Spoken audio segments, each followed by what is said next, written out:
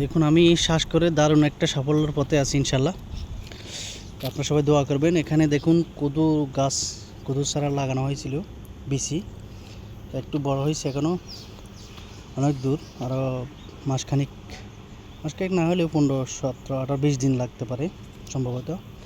আর এখানে কুমড়া গাছ এর আগের কয়েকদিন, সপ্তাহ 10 দিন আগে লাগাইছিলাম। তো দেখুন মাশাআল্লাহ এখন কুমড়ার একটা ফলন আসছে। এখানে একটা কুমড়া ধরছে, মিষ্টি কুমড়া, দেখুন আরেকটা মাশাআল্লাহ ধরছে। তো এটা কিভাবে জায়গায় জায়গায় ধরে, আমি কিছু কিছু ইউটিউবে দেখছিলাম প্রতি গিরায় নাকি কেমন কেমন করে ধরে, জানি না কি করতে হয়, আপনারা একটু পরামর্শ দিবেন। ঠিক আছে, কিন্তু ফুল আসছে, কুমড়া ধরতেছে না। গাছের মোটামুটি গাছেও প্রচুর ভিটামিন আছে এখানে, আমি দিয়েছিলাম মেডিসিন কিছু।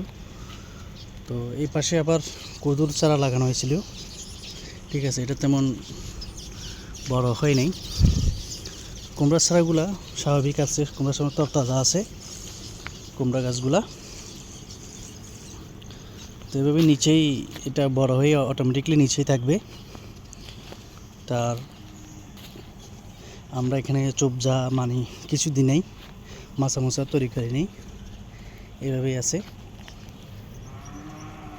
তো আপনাদের কাছে আপনার পরামর্শ, কীভাবে আমার দ্বিগুণ ফলন আসবে, কীভাবে আমি সাফল্য হতে পারি। আমি একটা ছোট জমিতে চাষ করছি, তা আপনাদের পরামর্শ চাই, ঠিক আছে, আপনারা একটু জানাবেন কমেন্টে।